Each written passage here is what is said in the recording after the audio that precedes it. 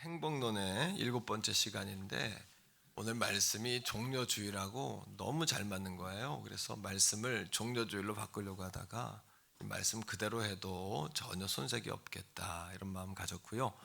자, 말씀 전하는 저나 여러분이 행복하면 좋겠어요. 자, 여러분 어떠십니까? 행복합니다. 예, 하나님께 영광의 박수 올리겠습니다. 오늘은 이제 종려주일입니다. 예수님께서 십자가 고난 받으시려고 예루살렘 성으로 들어가신 날이에요. 그때 사람들이 종려나무 가지를 흔들고 길에 깔았어요. 그래서 종려주일인데 또 호산나 주일이다 이렇게도 이야기합니다. 사람들이 예수님이 들어오실 때 예수님을 영적 구원자로 본 것은 아니었어요. 유대인들 가운데 많은 사람은 정치적인 구원자로 봤어요. 그들이 얼마나 열정적으로 예수님 들어오실 때 열정적으로 기쁨보다도 어떻게 보면 좀 혁명적으로 환영을 했어요. 그래서 막 그냥 유대인들 굉장히 다혈질인데 중동 사람들 막 그냥 후끈후끈했을 거예요. 호산나 호산나 이 표현이 로마 군인들이나 로마 관리들에게는 굉장히 위협이었을 겁니다. 하지만 그 가운데 또 깨어있는 사람들은 어린 양이신 예수님을 보면서 호산나 외쳤지만 우리의 구원자 기쁨 또 어떤 그 예배함으로 호산나를 외쳤겠죠. 자, 이 시간에 우리 호산나 두 번 한번 합니다. 시작. 호산나 예수님 환영하듯이 호산나. 너무 잘하셨어요. 예, 꼭 영화에 나오는 모습 같았습니다. 예수님께서 십자가에 달리신 목적이 있잖아요. 그것은 하나님과 우리를 화목하게 하려고. 왜냐면 하나님과 우리 사이에 건널 수 없는 죄라는 강이 갈랐잖아요. 이 부분을 예수님이 십자가에 달리셔서 형틀에 달려서 자신이 대신 형벌을 받으시고 또 피 흘리시고 십자가에 죽으심으로 하나님과 우리 사이를 화목하게 하시는 사건이 십자가의 사건이에요. 그러니까 하나님이 사실은 이 일을 목적하시고 진행하신 거죠. 그래서 하나님께서 아들을 통해 우리를 화평하게 하셨기 때문에 예수님은 팔복의 산에 올라 7번째 복을 말씀하실 때 화평하게 하는 자가 복이 있다. 왜냐하면 그 일이 바로 아버지가 하신 일이다. 그리고 내가 온 것이 바로 화평하게 하려고 온 것이다. 아들은 아버지 일을 하는 사람이잖아요. 또 아들은 아버지를 닮아가는 사람이니까 화평하게 하는 자가 복이 있다. 저들이 하나님의 아들이라고 일컬음을 받을 것이다. 아마 우리에게 가장 큰 복은 저 천국에 갔을 때 하나님께서 내가 내 딸이다 이렇게 하시는 그 음성이 가장 큰 축복이 아닐까요? 또 내가 내 아들이다. 저는 그런 꿈을 종종 꿉니다. 저 천국에 살다가 내가 잠깐 이 땅에 하나님 나라 역사를 위해 잠깐 여행 왔다. 그런 마음이 들 때 울컥하기도 하고 막 이렇게 설레는 아지랭이가 올라오는 그런 마음이 있어요. 주중에도 몇 번 내가 막 하나님께 박수를 사무실에 있다가 박수를 막 이렇게 쳤는데요. 예수님은 이 땅에 피스메이커 따라합니다. 피스메이커. 피스메이커는 평화를 만드는 사람. 또 다른 표현으로는 중개자 이런 뜻입니다. 예수님이 이 땅에 피스메이커로 오셨죠. 평화를 주는 분으로 오셨죠. 평화에는 두 종류가 있습니다. 하나는 힘으로 세상을 지배하는 평화예요. 이것도 평화입니다. 위장된 평화죠. 하지만 끝이 없죠. 계속 강자가 나타나면 계속 점령하고 지배하고.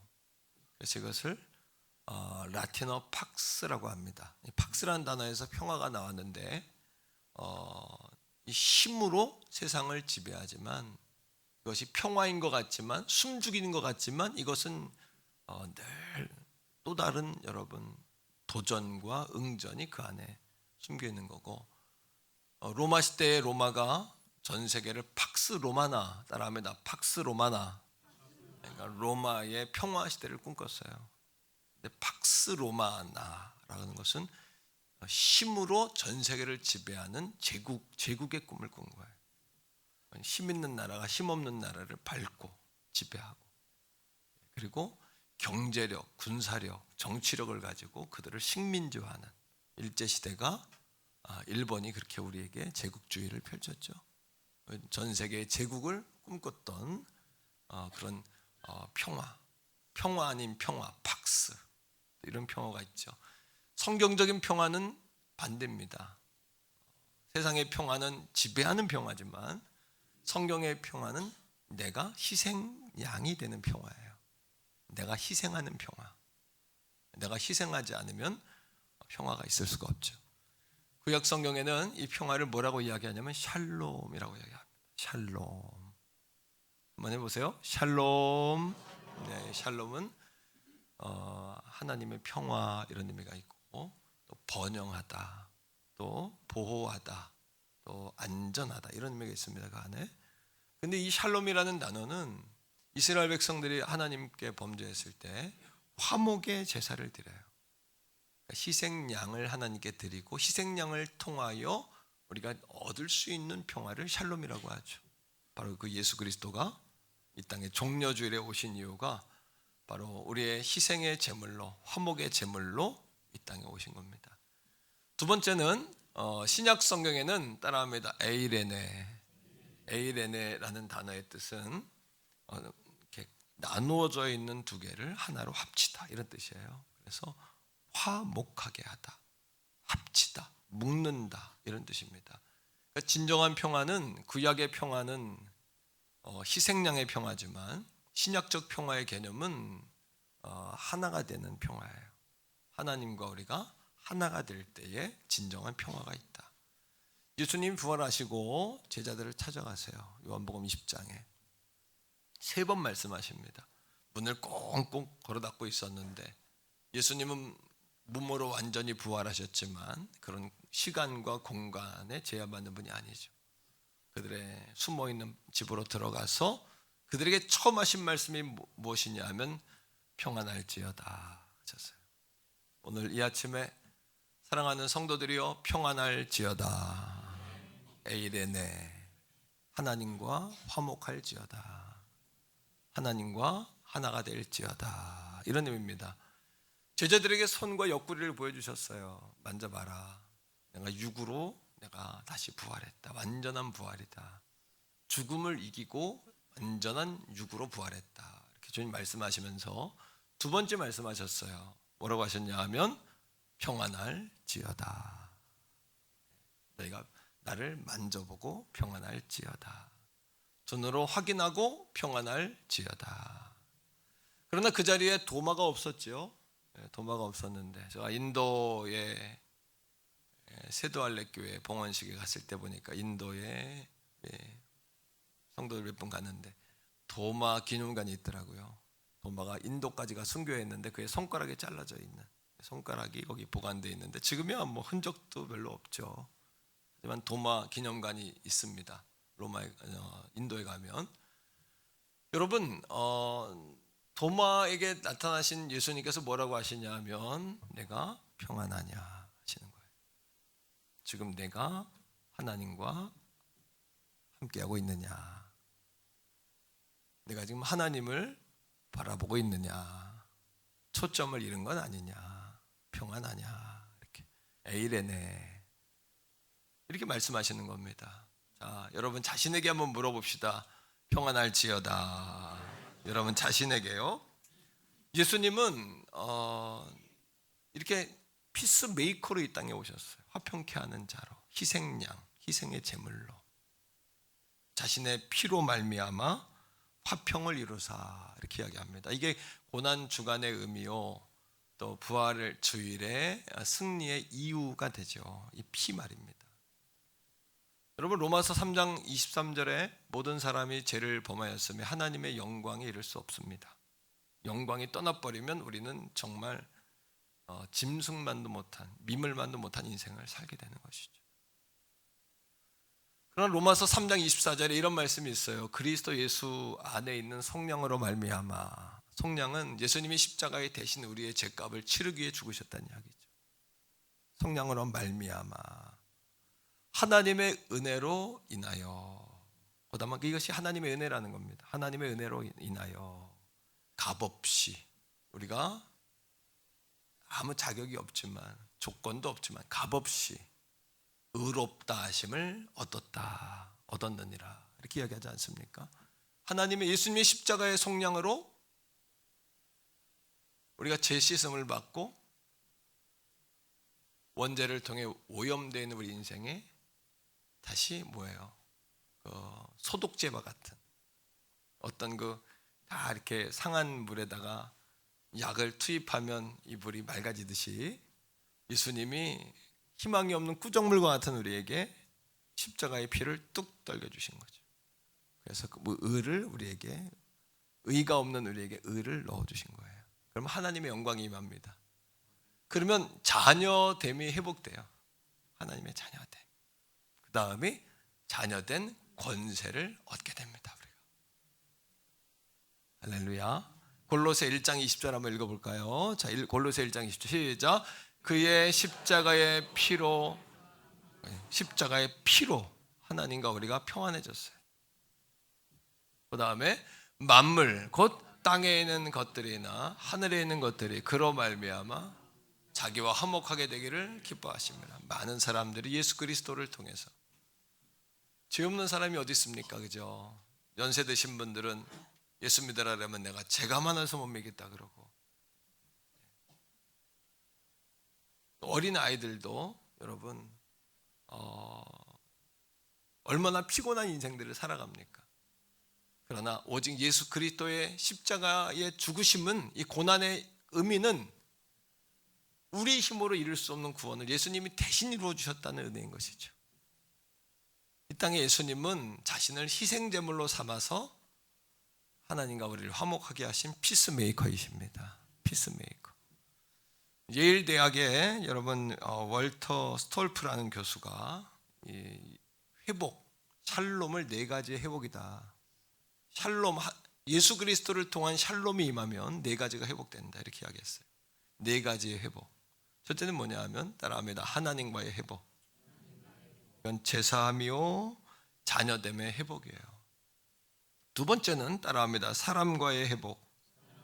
이거는 하나님의 자녀로 회복되었다는 증표, 서로 사랑하라 라는 말씀의 회복. 여러분, 그들이 누구든지 하나님 앞에 돌아오면 그들이 우리가 형제자매가 되는 것이죠. 그럼 사람과의 회복이 이루어지는 거죠. 세 번째입니다. 다 같이 따라합니다. 창조 세계와의 회복. 창조 세계는 우리가 파괴하고 우리가 이용하는 대상이 아니라 보존하고 관리하고 다스려야 될 대상이다. 홍수, 이유 없는 전염병, 이런 것들, 여러분, 자연재해, 이건 뭡니까? 우리가 자연과 관계가 회복되지 못해 일어난 여러분 그러한 재해들이죠. 네 번째는 따라합니다. 나 자신과의 회복. 나 자신과의 회복이 이루어져야 돼요. 샬롬 말입니다. 예수님이 이 땅에 오신 이유는 하나님과의 관계 회복, 사람들과의 관계 회복, 자연과의 관계 회복, 나 자신과의 관계 회복을 위해 오신 거죠, 이 땅에. 그래서 월터 스톨프 교수가 이렇게 이야기합니다. 샬롬이라는 것은 샬롬은 하나님 앞에서 나의 삶을 즐기는 것이다. 즐긴다는 것을 너무 정지할 필요 없습니다. 한번 고백적으로 말합시다. 하나님 앞에서 나의 삶을 즐기는 것이다. 하나님 앞에서 나의 삶을 즐기는 거예요. 그리고 우리도 하나님의 자녀인 우리에게도 피스메이커의 사명을 주셨어요. 피스메이커의 사명. 어떤 사명이요? 어떤 우리 성도님이 직장 때문에 교회를 잘 못 나오고 계세요, 요즘에. 근데 전도를 열심히 한다는 거예요. 속으로 제가 성도님이 열심히 좀 나오셔야 하는데 이런 마음을 가졌는데, 그분 스스로 뭐라고 이야기하냐면, 목사님 요즘에 세상에 전도할 대상이 많아요, 적어요? 그분이 뭐라 그러냐면 너무 많대요. 너무 많대요. 요즘에 교회 안 나가고 쉬는 사람들이 너무나 많답니다. 그리고 그냥 온라인으로 예배하고 또 이 교회 저 교회 그냥 다닌다는 거예요. 간섭받고 싶지 않고 강요받고 싶지 않고 이렇게 터치받고 싶지 않고 상처받은 고슴도치 증후군이기도 합니다만 여러 가지 형편과 처지가 있겠습니다만 우리가 피스메이커로 해야 될 일은 뭐냐 하면 하나님을 떠난 사람들 뿐만 아니라 그리스도인들은 그리스도의 몸된 교회 안에 있어야 하는 것이에요. 그리스도의 몸이신 교회를 떠난 사람들, 그 사람들이 돌아올 수 있도록, 돌아와서 행복을 찾을 수 있도록 도와주는 거예요. 여러분, 근본 우리 한영원 전도축제가 정말 화평케 하는 일에 귀한 기회가 되시기를 주의 이름으로 축복합니다. 화평케 하는 일. 우리가 왕같은 제사장이란 말이에요. 자, 말씀 한 절 읽겠는데 베드로전서 2장 9절. 우리가 왜 이런 일을 해야 되냐? 하나님 우리에게 이렇게 말씀하세요. 시작. 그러므로 너희가 택한 족속이고 왕같은 제사장이고 거룩한 나라요 그의 소유가 된 백성이니 이는 너희를 어두운 데서 불러내어 그의 기이한 빛에 들어가게 하신 이의 아름다운 덕을 선포하게 하십니다. 여러분, BPS 굉장히 강력한 전도법입니다. 성경을 근거로 한 전도법이거든요. 축복하고 기도하고 또 선물 나누고 섬기고 그러면서 복음을 전하고, 이 BPS 전도가요, blessing, pleasant, 그리고 여러분 서비스, 섬기는 전도. 이게 주님의 모습을, 주님의 사역을 우리도 하는 전도거든요. 베드로전서 2장 9절 말씀에 보면 우리를 뭐라고 이야기하냐면 여러 가지 여러분 명칭 가운데 저는 이 명칭이 너무나 좋아요. 왕 같은 제사장이다. 여러분들이 왕과 같은 제사장입니다. 하나님의 택한 백성들입니다. 하나님의 거룩한 나라들입니다. 하나님의 소유된 백성입니다. 여러분들 이게 어마어마한 축복을 받은 자들이에요. 여러분 이 하나님의 축복이 여러분 존재화 되시기를 축복합니다. 이거를 도구화하시면 안 돼요. 단순히 그런 것들만 달라고 그거를 얻으려고만 하는 것은 축복을 도구화하는 거죠. 여러분 존재가 되셔야죠. 한 번 더요. 따라합시다. 택한 족속, 왕 같은 제사장, 거룩한 나라, 소유된 백성. 여기에 여러분 한 가지 공통점은 뭐냐 하면 여러분들을 하나님께서 택한 족속, 하나님의 왕이시라는 거예요. 두 번째는 거룩한 나라, 하나님의 왕 되신 나라의 백성이라는 거예요. 세 번째는 소유된 백성, 족속, 나라, 백성. 이 개념은 뭐냐 하면 하나님 나라의 개념, 하나님 나라의 백성이라는 것을 이야기해요. 근데 한 가지, 그것 정도가 아니라 하나님 나라의 백성은 세상에 나가 따라합니다. 왕과 같은 제사장. 할렐루야. 왕과 같은 제사장으로 살아야 된다는 거예요. 이 제사장은 뭐냐 하면 다리를 놓는 사람이에요. 하나님과 세상 사이에 다리를 놓는 사람으로서. 여러분 세상을 많이 축복하시기를 바랍니다. 종이 사역을 그렇게 하려고 한 건 아닌데 가만히 생각해보면 성령님의 이게 다 지혜. 그래서 교회가 이렇게 아주 소규모일 때 하나님이 종에게 이 지역을 축복하게 하셨어요. 축복하라고 하셨어요. 그래서 태교원뿐 아니라 태교원, 별내, 진접, 진건, 오남, 장현, 갈매, 다산, 앞으로 세워질 왕숙지구까지 서울, 구리, 남양주, 의정부, 그리고 여러분이 수도권 전 지역까지 할렐루야. 태교원 구석구석을 그런 하나님의 지혜, 그렇게 하려고 한 건 아닌데 그런 감동이 왔던 거지 하려고 한 건 아니에요. 저 중에 우리 신방을 하는데 권사님 한 분이 나한테 그래, 목사님 흉 좀 보겠다고. 그래서 긴장했어요. 아니 뭔 흉을 보나 신방을 했는데 웬 흉을 보시나. 그분이 지금 귀가 잘 안 들리셔요. 이 자리에 계신데 무슨 얘기세요 권사님? 그랬더니 권사님 그래요. 목사님, 제가요 19년 전에 18년 전에 태교원교를 왔는데요, 교회는 그분 표현에 교회는 아주 조그맣고 목사님 누구한테 얻어먹어야 될 것 같고 그렇게 그냥 교회가 조그만데, 목사님 강대상에서 어려운 이웃들 돕자고, 그래서 권사님 그랬대요. 어려운 이웃이 아니라 목사님이나 도우시라고 그랬대. 태교원 교회나 도우시라고 말이에요. 근데 선교하자 그러고 이웃 돕자 그러고 세계 선교하자 그러고 막 그럴 때 흉받대는 거예요. 그런데 세월이 갈수록 자기가 고개를 끄덕여진다는 거예요. 목사님, 이렇게 많이 복을 받았잖아요. 놀라운 복을 받았잖아요. 차고 넘치는 복을 받았잖아요. 여러분, 이 제사장이 되는 이 사명의 감당은 사명 감당으로 끝나는 게 아니라, 그러니까 하려고 하는 게 되는 게 아니라 성령의 감동이었죠. 다 목회 이렇게 하도록 성령이 감동하신 건데, 하나님은 우리에게 놀라운 복을 주셨어요. 우리 교회가 부흥하는 가운데 분기점이 있었어요. 터닝 포인트. 2016년이었어요. 2016년에 갑자기 교회가 한 단계 훅 성장했어요. 그게 뭐였냐 하면, 지방에 개척교회, 제가 개척교회를 했으니까 개척교회 목사님들에 대한 긍휼의 마음이 많아요. 아이들이, 자녀들이 아버지, 아빠, 엄마 목회를 돕느냐고 교회에서 초등학교 때부터 반은 전도사님처럼 사는 거예요.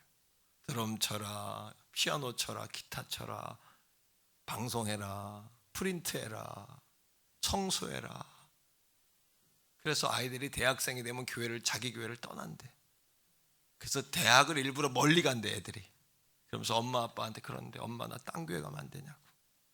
아이들의 상처를 너무 받고, 성도들이 왔다가 지난주에는 같이 밥 먹고 막 웃고 그랬는데 그 다음 주에 안 보여. 안 보이면 떠난 거야. 어린 아이들이 상처를 받는 거야. 자녀들이 엄마 아빠 눈치 보고, 성도들이 떠나면 아빠가 힘들어하고 엄마가 잠도 못 자고. 그 애들이 어려서부터 노이로제가 걸리는 거예요. 신앙생활이 되겠습니까? 그러니까 거의 그 아이들이 많이 떠나요. 주님을 떠나기도 해. 그 얘기를 저한테 하는 거예요. 지방의 선배 목사님이. 제가 그때 청소년 부장이었는데 제게 그래요. 도목사님은 할 수 있다고. 뭐를요? 그 아이들 한번 용기를 좀 주면 좋겠다고. 어떻게 용기를 줄까요? 그 당시 우리 태교원 교회도 선교는 했지만 그렇게 스케일이 있는 사업을 한 적이 없어요. 그 아이들 한 30명 되는데 동남아에도 비행기 한번 태워가지고 단기 선교 시키면서 그 아이들에게 자부심을 좀 넣어달라고 저한테 말씀을 하시는 거예요. 난 못한다고. 30명 해외여행 시키려면 돈이 수천만 원 들고, 내가 부장으로서 그래도 내가 3분의 1은 담당을 해야 되는데 내가 어떻게 하겠냐. 근데 성령님이 자꾸 시키는 거예요, 나한테. 내가 성도님들한테 고백을 했죠. 버거운데 힘들 때 선배 목사님이 나한테 그렇게 말하고 하라고 그러니 이거 어떻게 하냐고.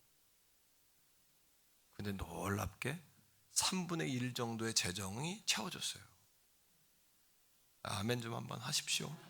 여러분들이 한 거예요. 그런데 여러분, 교회가 한 단계 훅 성장했어요. 저는 교회 성도의 수도 늘었지만은 교회 재정도 한 30%가 1년 만에 확 올라갔어요. 그건 단순히 헌금을 많이 했다는 이야기가 아니라 성도들이 복을 받았다는 이야기. 저는 그걸 눈으로 정확히 봤어요. 영적 복이 오니까, 하나님이 원하시는 일을 하니까 성도들 가운데 대부분, 여러분, 자기 주택을 마련하기도 하고, 어떤 분은 여러분 사업의 문이 확 열리기도 하고. 그렇게 축복한다는 것은 우리에게 사명이기도 하지만 특권이에요, 특권. 하나님 우리에게 복을 주실 수 있는 기회인 거예요. 전도는 단순히 사람을 늘리려고 하는 게 아니라, 사람의 종교를 바꾸는 게 아니라, 불교 다니는 사람을 기독교로 종교를 개동시키는 게 전도가 아니라, 다 같이 한번 따라합니다. 생명을 건지는 것이다. 한 번 더, 생명을 건지는 것이다. 생명을 건지는 겁니다. 예수님의 피부열이 아니면 구원받을 길이 없잖아요. 예수님의 피보혈이 아니면 난 우리 교회에서 이런 축복의 모델들이 나오기를 주 이름으로 바랍니다. 여러분, 축복의 모델이 나와야 합니다. 블레싱 하세요. 남편들을 막 축복하세요. 어떤 분이 우리 남편은 딸밖에 몰라 그랬대요. 우리 남편, 남편을 타박을 했대. 딸에게 하는 건 나한테 얼마큼 하라고? 많이 했던 이야기들이에요. 다 딸에게 하는 건 나한테 반만 하라 그랬대. 근데 그게 농담이 아니라 진담으로 화가 나가지고 그렇게 했대. 자기만 왕따 시키는 것 같고 그래가지고 우리 교회 성도님이. 그런데 말씀을 듣고 말을 바꿨대요. 어떻게 바꿨냐? 당신이 딸을 이렇게 사랑하는 모습이 너무 행복해 보인다고. 옛날에는 딸하고 남편하고 둘이 한 편이고 자기는 왕따였는데 자꾸 남편을 축복하니까 자연스럽게 한 가족이 되더라는 거예요. 한 가족이. 이 축복의 힘이에요. 자꾸 축복해 보세요. 어떤 목사님이 어린 초등학교 아이가 학교 앞에서 병아리 있죠, 병아리. 병아리를 사오는데 못 사게 했다는 거예요. 왜? 병아리는 집에 가서 키우면 어떻게 돼요? 죽으니까 상처받을 거 못 사오게 했대. 근데 딸내미가 몰래 사온 거야, 이거를. 그 딸내미가 여러분 상처받을까 봐 새벽기도 갔다 와서 날마다 안수기도 했대잖아요. 축복을 했대, 병아리를. 그랬더니 이게 정말 장딱이 되더랍니다. 축복을 하는 얘기를 그렇게 얘기하는 거예요. 이 축복이 얼마나 놀라운 이 파워가 있는지 몰라요. 왜요? 우리를 하나님이 거룩한 나라, 택한 백성, 하나님의 나라라고 이야기하지만 또 한 가지 덧붙여서 뭐라고 이야기하냐면 너희들은 나의 백성일 뿐만 아니라 세상에 나아가 왕과 같은 제사장으로 세상을 축복하는 자들이 되거라 하셨거든요. 이게 우리 사명이거든요. 그리고 이 블레싱 전도 축제나 이게 사람 모아오는 행사가 아니라 불교 다니는 사람 기독교로 종교를 바꾸는 행사가 아니라 한 번 더 따라합니다. 생명을 건지는 일이다. 한 번 더 생명을 살리는 일이다. 이 거룩한 일들을 하면 성도님들은 잘 몰라요. 저는 교회를 이제 운영도 하고 성도들의 일면보를 다 보잖아요. 영혼 구원하는 전도 이걸 하고 나면 교회가 성도들이 그 달에 훅 복을 받아요. 축복의 주인공 되시기를 바랍니다. 왜? 하나님이 기뻐하시는 거예요. 어떤 사람은 한 번밖에 안 오는데 얻고 데려올 이유가 있나요? 아니요. 하나님께서는 그 영혼들이 성전 안을 밟고 간 것만 해도 하나님 보실 때에는 최고다 너 이렇게 하시는 거예요. 이게 한 번만 밟고 가는 것 자체로. 그럼 성도들이 삶이 훅 열린다니까. 2010년대 우리 교회가 50% 정도 70% 정도 올라갔어요. 확 올라갔어요. 거기에서 여러분 신학생들이 5명이 나오고 고대생, 연대생 그 아이들이 지금도 들어보면 착하고 충성되게 교회가 큰 건 아니지만 그 아이들이 거기서 충성스럽게 주의를 하더라고요. 근데 그 아이들을 하나님이 인물로 키워가더라고요. 그래도 여러분들의 기도와 재정과 심은 씨앗의 결과인 줄로 믿습니다. 여러분 한번 우리 마태복음 5장 9절 읽어볼게요. 자, 마태복음 5장 9절입니다. 자, 다 같이 한번 읽는 거예요. 자, 화평케 하는 자들 시작. 화평케 하는 자는 복이 있나니 그들이 뭐예요? 하나님의 아들이라 일컬음을 뭐 할 것이요? 여러분 헨리 나우엔의 예수 내 인생의 의미라는 책이 있어요. 이 글에 우리가 서로를 공격하는 대신 용서할 때마다, 서로를 저주하는 대신 축복할 때마다, 서로의 상처를 건드리는 대신 감싸줄 때마다, 서로를 절망으로 몰아치는 대신 희망을 줄 때마다, 서로를 괴롭게 하는 대신 서로 껴안아 줄 때마다, 서로를 냉대하는 대신 환영할 때마다, 서로를 비난하는 대신 감사할 때마다, 서로를 헐뜯는 대신 칭찬할 때마다, 서로 맞서는 것이 아니라 서로를 택하고 거부하지 않을 때마다 우리는 하나님의 무조건적인 사랑을 보여주는 것이 된다. 그때 우리는 하나님을 닮아가는 새로운 공동체를 낳고 있는 것이다. 헨리 나우엔더 예일대 교수인데 이분이 결국에는 학교 교수직을 내려놓고 가난한 자들의 공동체에 들어가 장애인들과 공동체에 들어가 예수님의 사랑을 실천하며 살다가 돌아가셨죠. 사랑하는 성도들이, 오늘은 예수님이 예루살렘 성에 들어가신 종려주일이에요. 종려주일. 성령에 이끌리셔서 여러분 예루살렘 성에 들어가신 것처럼 이 시간 성령께서 떠오르게 하는 사람들이 있을 거예요. 성령께서 생각나게 하신 사람들이 있을 거예요. 그 사람들이 바로 우리가 찾아가야 할 사람이요, 하나님과 교회와 그들을 화평케 해야 될 대상이요, 우리가 손잡아 주어야 할 대상이에요.